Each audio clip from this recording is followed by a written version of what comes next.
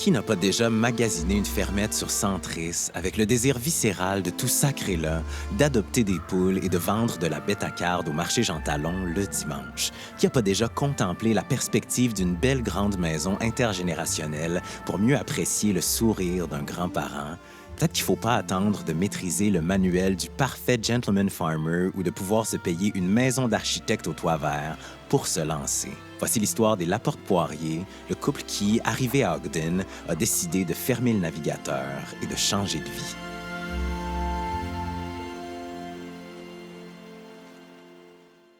Je m'appelle Catherine Laporte. Ça, c'est Cannelle. Je suis beaucoup de choses. Artiste, conférencière, nouvellement fermière.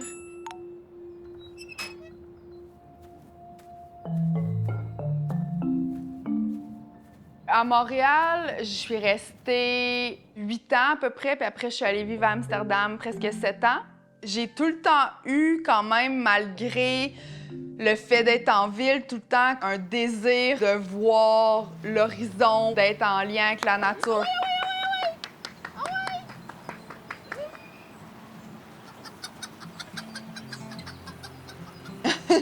Comment qu'on devient fermière en quelques étapes faciles? C'est qu'on a un chum qui étudie tout.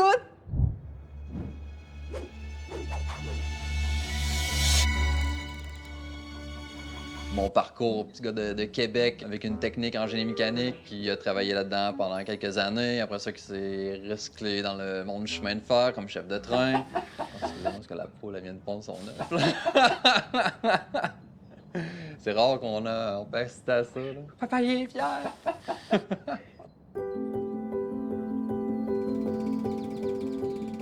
En fait, mon enfance, c'est beaucoup de le dérouler là, sur une ferme. Là. Je suis un petit gars de banlieue.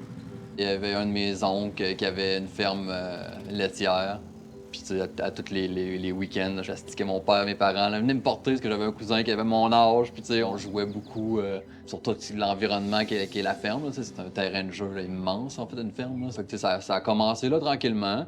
Fait que ça a tout le temps été en lui, ce désir-là. Fait qu'il checkait le soir en ligne, genre des fermettes, des affaires. Puis là, il est tombé sur la maison ici.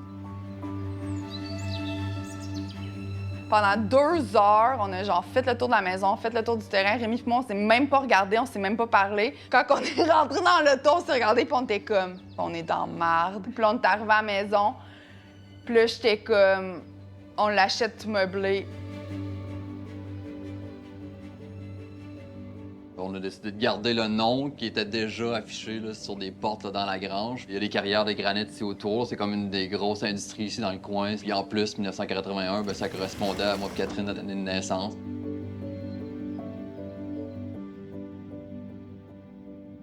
La ferme a un terrain de 25 acres. Tranquillement, on est en train de préparer le projet agricole, tout ça, là, qui va être surtout du maraîchage. L'objectif, c'est de fournir 10 paniers fixes à des gens, puis essayer de faire un petit kiosque à la ferme pour pouvoir vendre des légumes. Les pâturages qui, pour le moment, sont encore utilisés par des bœufs là, que le voisin amène ici. Fait qu'on lui prête le terrain, puis en échange, on l'échange avec de la marde. Il continue à fertiliser le terrain, puis ça permet que le terrain se transforme pas en friche, là, tu sais. Tu sais, on a comme presque pas de poules, là. C'est rien, là. Mais on dirait qu'on fait juste ça, gérer de la merde.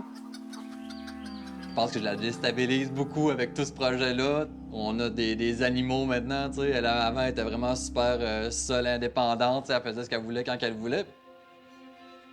J'ai tout le temps pas vraiment eu des plantes dans ma maison parce que je voulais pas m'occuper de rien. Quand j'étais à Amsterdam, j'avais des apparts tout meublés. Là, maintenant, tu sais, à toutes les fois qu'on veut sortir de la maison, faut qu'on demande à quelqu'un qui vienne garder, faut s'adapter à tout ce monde-là, là.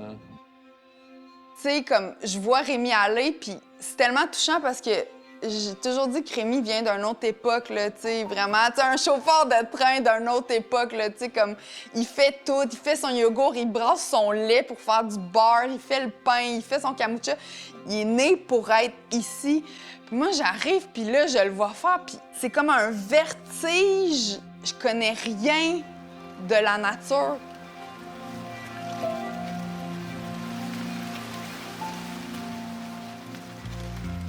C'est tough, là. C'est vraiment de la job. C'est full de job. C'est comme full vivre pour comprendre. Fait que c'est full confrontant.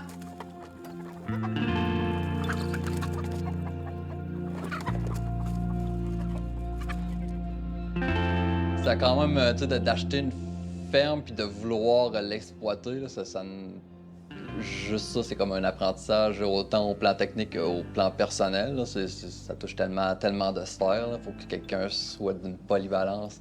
Faut que tu t'y connaisses en tout, là, autant au niveau des animaux, là, savoir quand est-ce qu'il file pas, cet animal-là. Après ça, ça va être autant dans la construction, dans la soudure, ça va être dans réparer des moteurs. J'ai entendu à la radio un poème de Dali Giroux, puis une des lignes, ça dit « toujours apprendre du lieu ».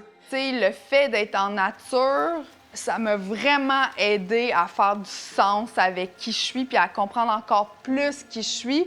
Moi, c'est aller danser dans le champ. Moi, c'est de faire ce que je veux quand je veux, puis d'avoir l'espace, puis me réapproprier le quotidien, puis de réenchanter le quotidien après une dépression que, tu sais, j'étais même pas capable de sentir le soleil sur ma peau. Puis ici, je peux le faire, tu sais. Ça me transforme, puis le lieu me transforme aussi. D'ici 5 ans, comment que je nous vois? Sérieux, je sais pas. On essaie de trouver comme notre chemin. Ça fait quand même juste 1 an qu'on est ici. Je le vois d'ici quelques années d'avoir une petite fête le samedi, puis que les gens viennent chercher leurs trucs, puis ils mangent un sandwich. Je le vois maintenant, là, tout dans ma vie a été comme un passage obligé. Puis quand tu es en train de le faire, tu comprends pas pourquoi tu fais certaines choses, tu sais. Ici, c'est exactement ça, tu sais. Tout qu'on se retrouve dans notre vie à 39 ans, à être atterri sur une ferme, puis que toutes nos passions soient comme linkées dans une place, tu sais, c'est capoté, là. Tu sais, quand on est arrivé ici, là, c'était incroyable. Là, toutes les découvertes qu'on peut faire, là, tu sais, c'est à tous les jours, quasiment, il y avait quelque chose de nouveau qui sortait de la terre. Il y avait un oiseau. À un moment donné, tu sais, dans la petite mangeoire qu'on a à côté, il y avait comme 3 sortes d'oiseaux. Il y en avait un qui était rose, l'autre qui était bleu. J'avais jamais vu genre des oiseaux de même de ma vie. Un autre bait, là, mettons que la ville, là, ça donne quelque chose de magique. Là.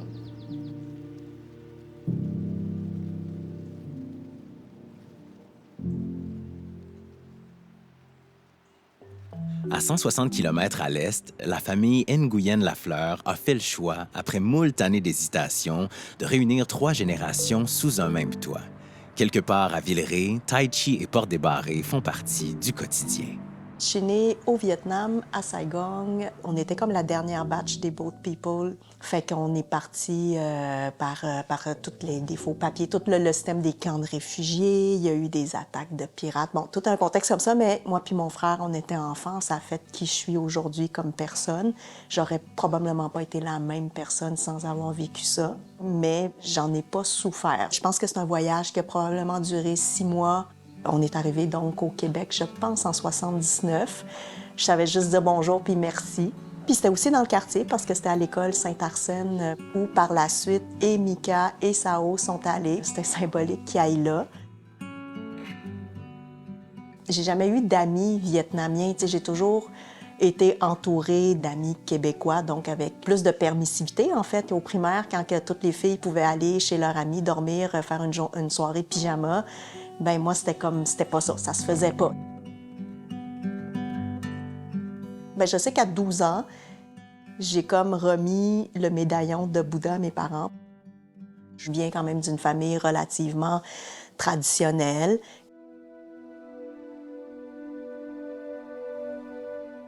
Donc, ça fait que c'est tout ce contexte-là qui mène à une crise d'adolescence peut-être un peu plus rochante, un peu plus grosse. Je suis quand même partie en appartement à 17 ans et demi à peu près. La grosse transformation qui s'est opérée, c'est finalement quand Mika est né, où mes parents, ils venaient à tous les jours pour voir leur petit-fils. Puis ils me donnaient aussi un gros coup de main. Là. Tu sais, comme, c'était vraiment cute, là, du genre, mon père s'occupait du bébé, puis après ça, des fois, maman pliait mon linge, puis il m'amenait de la bouffe. Puis à ce moment-là, à un moment donné, de mémoire, je pense que c'est plus mon père qui dit « Est-ce qu'on peut acheter quelque chose ensemble puis habiter comme dans la même bâtisse? Parce que moi puis ta mère, ben, on veut voir grandir notre petit-fils puis pouvoir le voir à tous les jours. » Cette question-là faisait du sens pour la première fois J'ai toujours fui la tradition, mais l'asiatique traditionnelle en moi est quand même présente. Cette reconfiguration-là viendrait comme remplir toutes les fonctions, c'est-à-dire eux pouvoir voir grandir leur petit-fils, puis moi, être capable d'être un peu en paix avec le futur de mes parents vieillissants.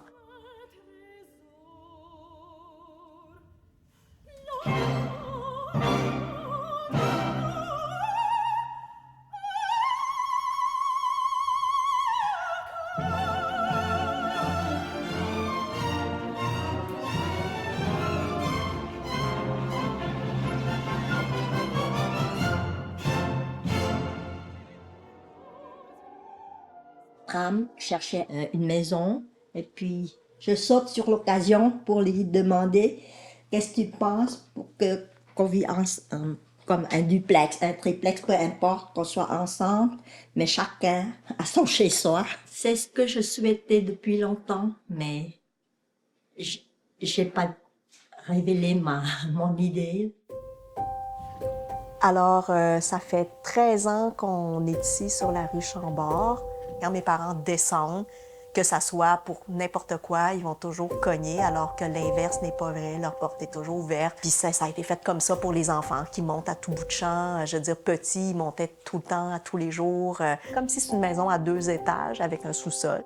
Ma grand-mère, des fois, elle prend sa clochette, elle la sonne, puis là, on doit des fois monter, puis on lui parle.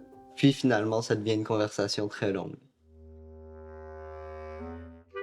Puis moi, je sais pas, ils m'ont jamais dit que je respectais pas les frontières, fait que c'est normal pour moi de monter, pas frapper, aller fouiller dans le frigo, puis entendre ma mère de sa chambre qui dit « Ah, il y a telle affaire dans le frigo ». Fait que c'est comme dans...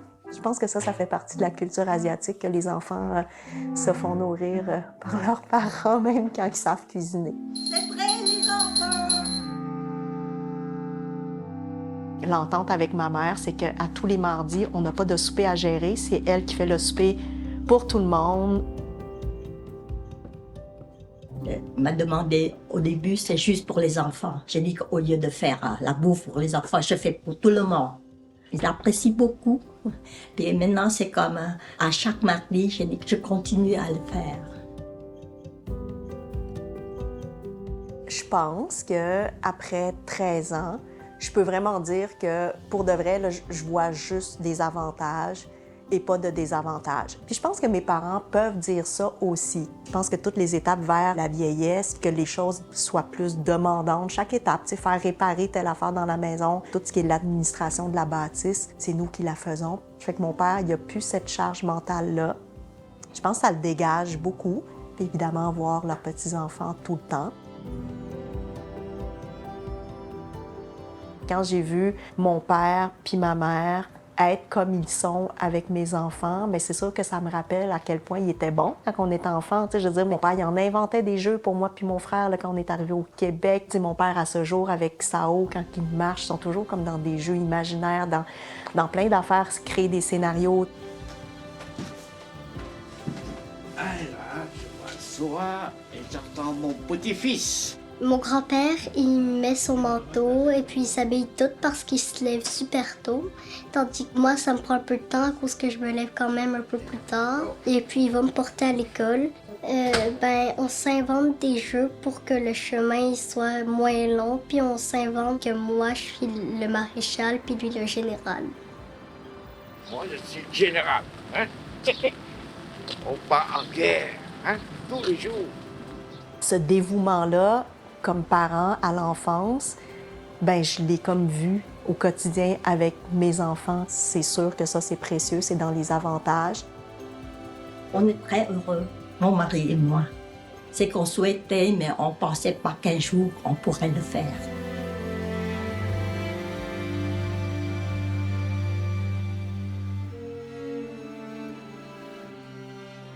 Démarrer une première ferme familiale, déménager dans un duplex intergénérationnel, les choix qui donnent du sens à nos vies sont souvent les plus simples.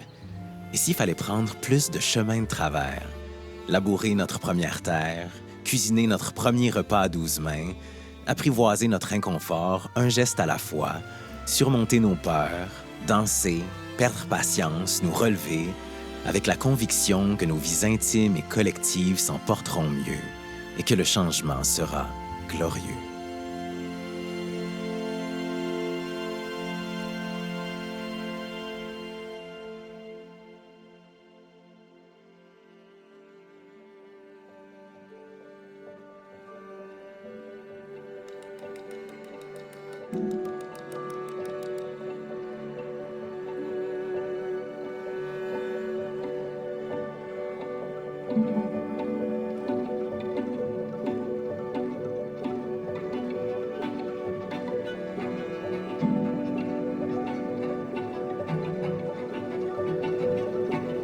Thank you.